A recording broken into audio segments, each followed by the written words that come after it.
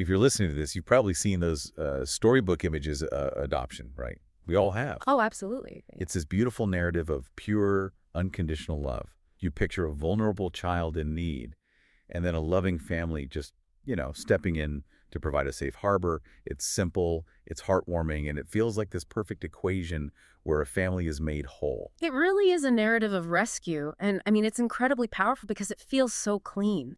Like it positions literally everyone as a winner. Right. But today, we're going to look at the hidden global machinery that is operating just behind that storybook.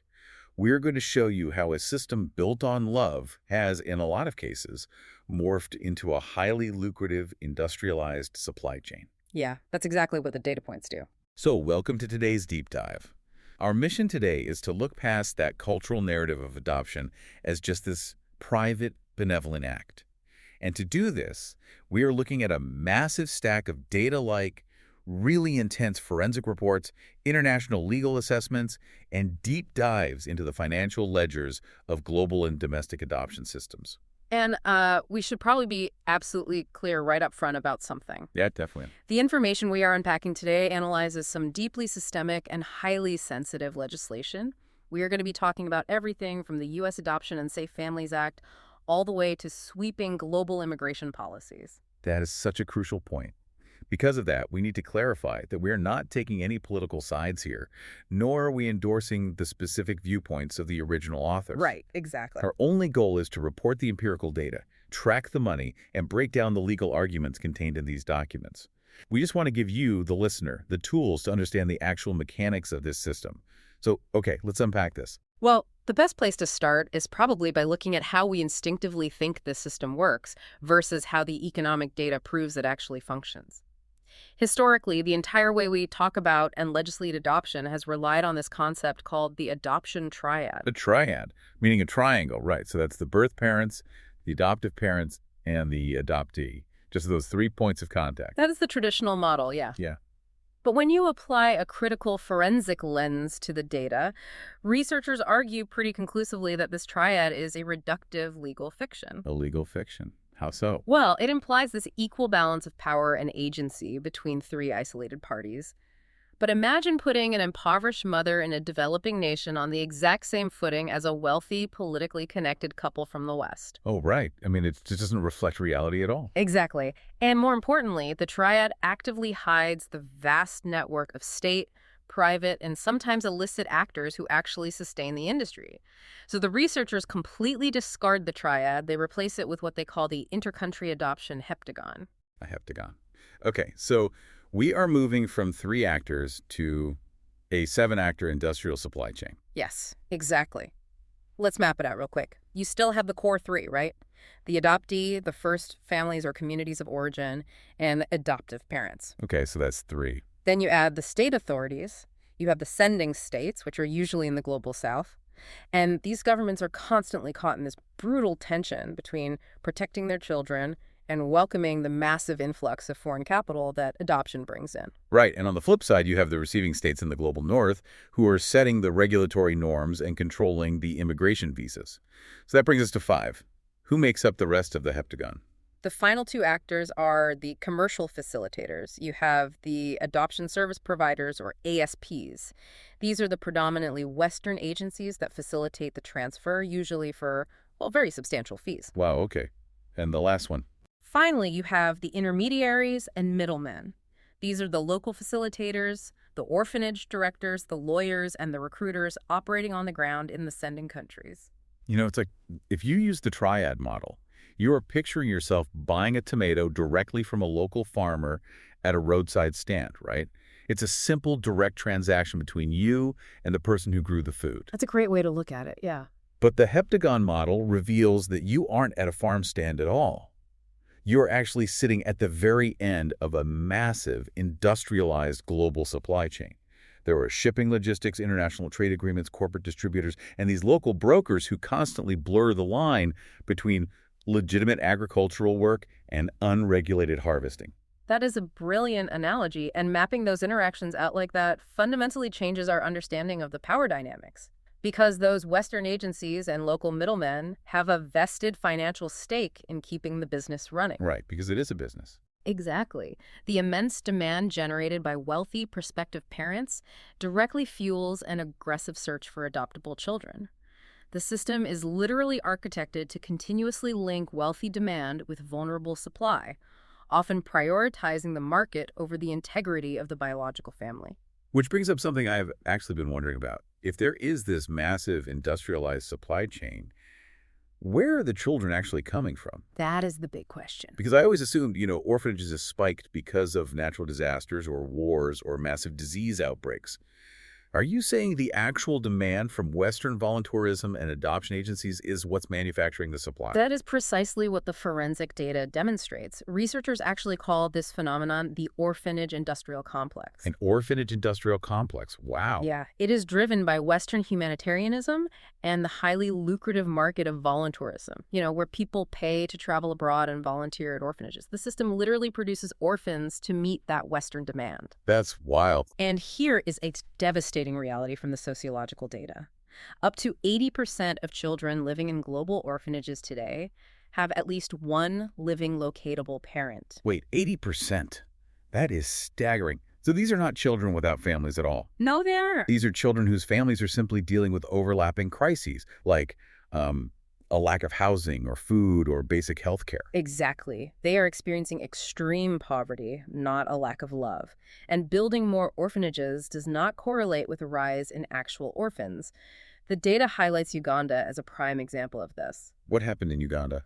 Well, over a specific period, the number of children in institutions there surged exponentially from 1,000 to 55,000 children. What is FT5000? Yeah.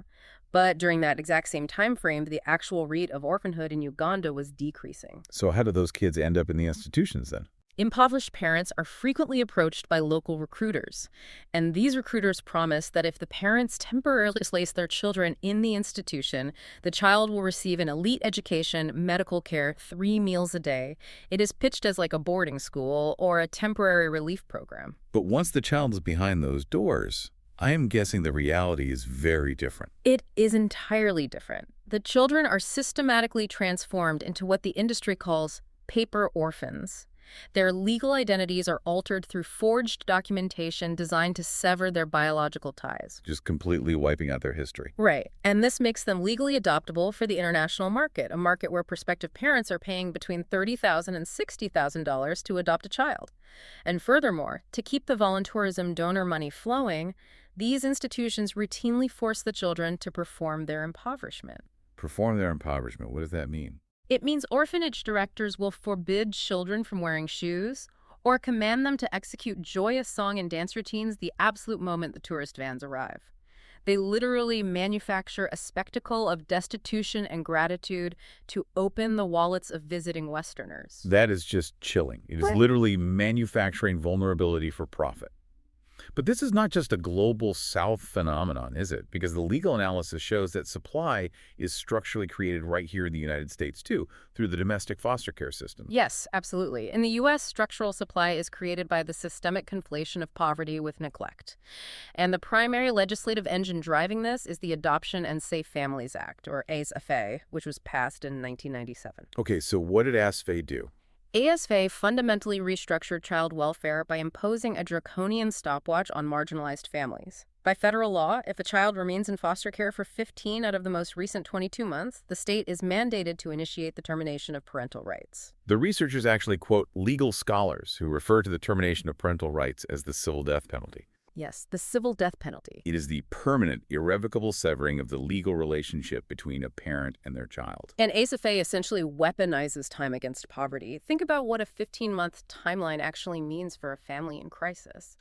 Parents frequently lose their children not because of ongoing abuse, but because they cannot resolve deeply systemic issues fast enough. Right, because the systems themselves are slow. Exactly. If a mother is placed on a state-mandated waitlist for subsidized housing or a waitlist for a specific rehabilitation program, those waitlists can take a year just to clear.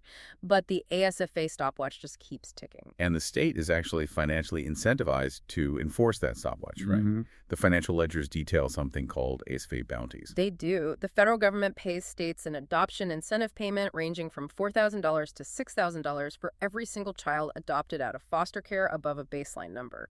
To give you a sense of scale here, from 1999 to 2014 alone, the federal government distributed over $423 million in these bounties. Wow, over 400 million. So you have a massive capital injection that creates this perverse financial incentive. It encourages state agencies to just abandon reunification efforts, fast-track that civil death penalty, and feed children into the domestic adoption pipeline. Exactly. And the demographic data shows this does not happen evenly across society at all. Black children are 50% more likely, and Native American children are 3 times more likely than white children to suffer the permanent severance of their family ties. It is a devastating feedback loop, and it naturally leads to a very logical question. If the supply of children is actively being manufactured, both globally and domestically, who is hoarding all the capital? Right, let's follow the money. Because when you look at the public face of the adoption industry, it is almost entirely branded as nonprofit. Yeah. It is sold to us as charitable work. The reports refer to this as the nonprofit myth. When forensic accountants dug into the IRS Form 990 filings for Hague-accredited adoption agencies, they found a highly lucrative sector. Total gross revenue for these agencies exceeds $404 million annually. Wait, 404 million? For nonprofits? Yes. Now, if you just glance at their profit margins, they look incredibly small. The median profit margin is a mere 0.66%.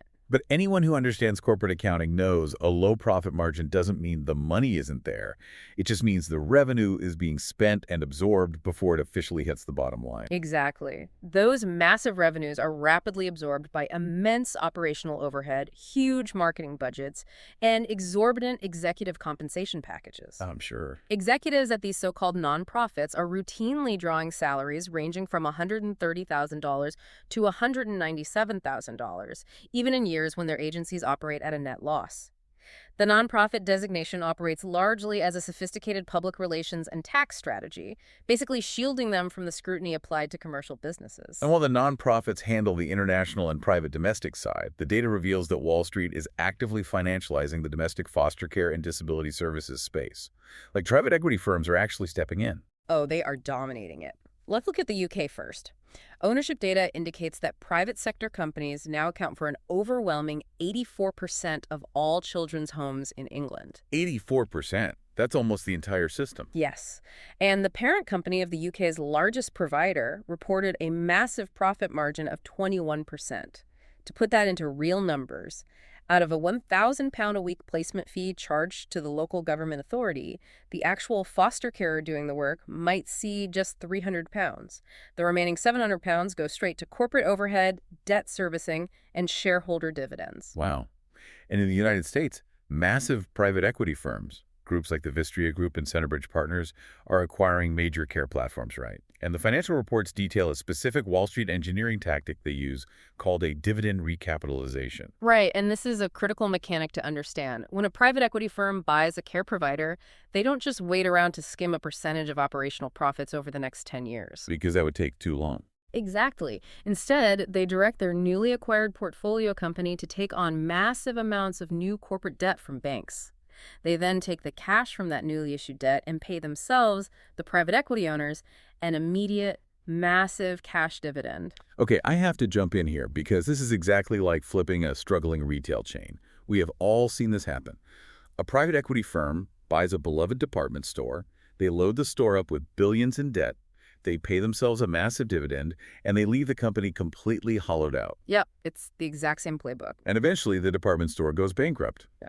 Except in this scenario, the collateral damage isn't a closed mall store. The collateral damage is vulnerable children and disabled adults. That is the exact parallel. The reports highlight one specific example from September 2024. Centerbridge and Vistria loaded $1.5 billion in new debt onto the balance sheet of a care company called Help at Home. $1.5 billion.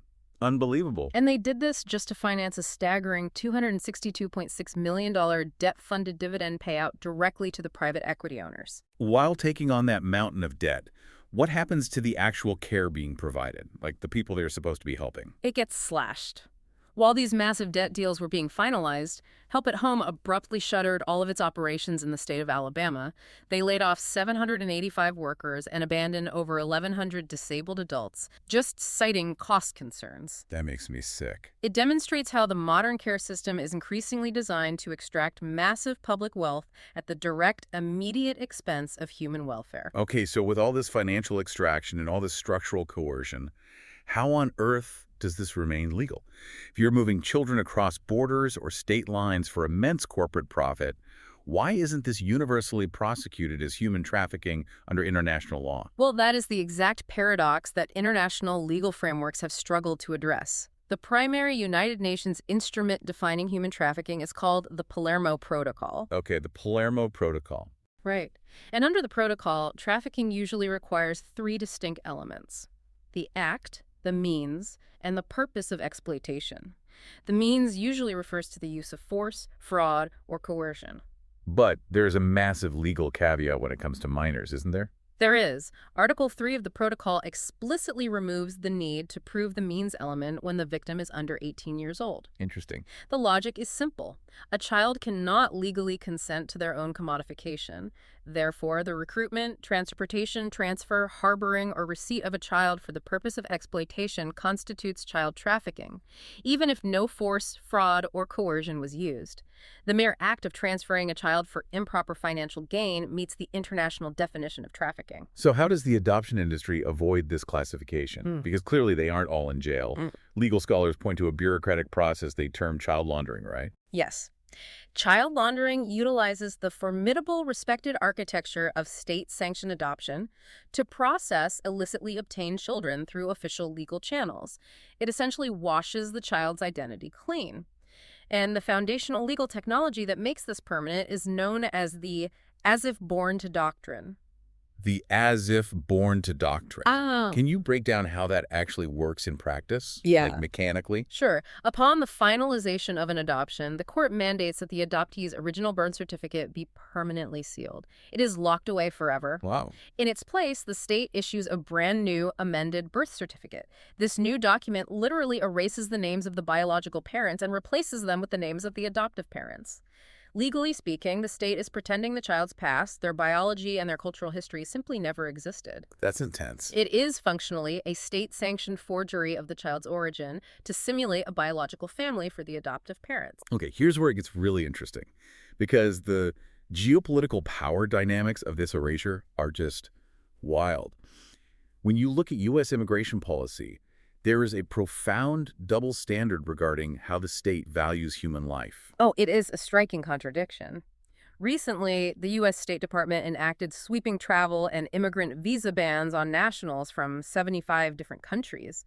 The government cited severe national security risks and vetting deficiencies, essentially saying people from these nations were just too dangerous to let across the border. But, and this is the crazy part, the State Department simultaneously issued a national interest exception. And this exception was explicitly designed to fast-track adoption visas for children coming from those exact same banned countries. Correct. The government instructed American families to just continue the normal adoption process. They were told to submit visa applications without needing to jump through any of the additional national security waivers. I mean, think about what that actually means.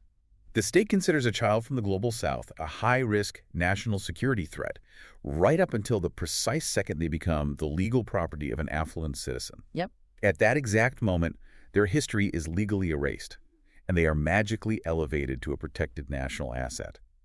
The biopolitical irony is just incredible. Knowing that this legal framework fundamentally erases a child's identity and operates as a mechanism of extraction, how is the rest of the world reacting? I have to imagine sovereign nations aren't just, letting this happen. They absolutely are not. The era of unchecked mass intercountry adoption is rapidly coming to an end. We're seeing robust, highly organized pushback from post-colonial alliances and sovereign nations.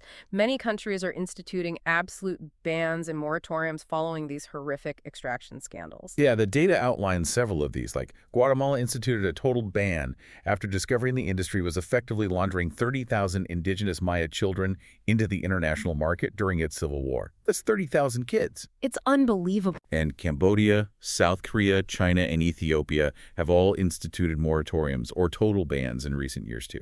And beyond just individual state actions, we are seeing massive multilateral agreements.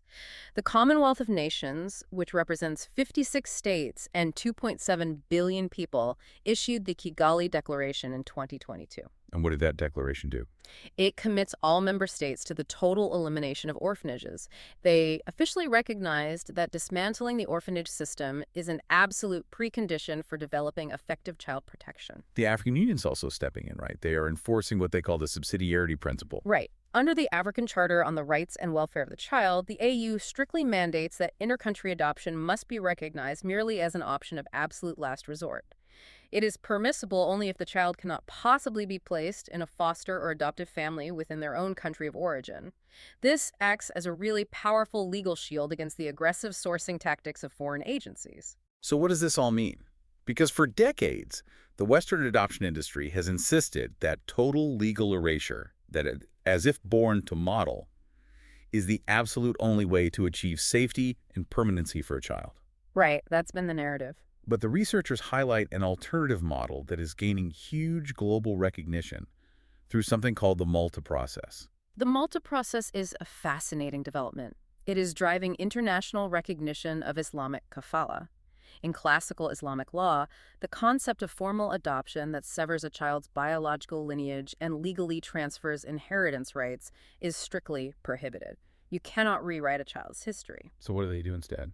Instead, kafala offers a system of permanent guardianship. It provides robust financial support, a loving home, and absolute stability to a displaced child, but it does so without severing their biological lineage, altering their family name, or legally sealing their original birth certificate. Okay, so does the global rise of kafala prove that we can provide a safe, permanent, and loving home for a displaced child without legally pretending their past never existed? It strongly suggests exactly that. It demonstrates a massive global rejection of the Western model of genealogical erasure. It basically proves that permanency does not require the permanent suppression of a child's biological truth. You can protect a child without erasing who they are. Wow. We have covered an immense amount of ground today. We moved from the true shape of the intercountry adoption heptagon to the private equity firms extracting massive dividends from foster care, all the way to the legal fictions that literally rewrite a child's history. We really have. And why should you care about all of this? Because this deep dive challenges our most fundamental assumptions about charity, child welfare, and state power. The next time you see a crowdfunding campaign for an orphanage or you read a headline about domestic foster care legislation, you now possess the critical lens to see the geopolitical and economic machinery churning beneath the surface. And if we connect everything we've discussed to the bigger picture, it raises an important and, frankly, urgent question for the international community. Well, the forensic data detailed how massive illicit syndicates like a highly sophisticated international baby trafficking ring recently uncovered operating out of Bali relied entirely on the transnational demand for adoption. As sovereign nations in the global south continue to completely shut their borders to international adoption to protect their citizens, what happens to this highly developed trafficking infrastructure? That's a scary thought. Will these syndicates simply dissolve? Or will the supply chain pivot, laundering these undocumented paper orphans into the dark networks of forced domestic labor and exploitation, creating an entirely new, unseen crisis for the world to solve? It is a sobering thought. We all like to think of family building as a clean, simple, storybook equation, like buying a tomato directly from the farmer who grew it with loving care. But once you see the vast industrialized global supply chain operating behind the scenes, you can never look at the storybook the exact same way again. Thanks for taking this deep dive with us. We'll see you next time.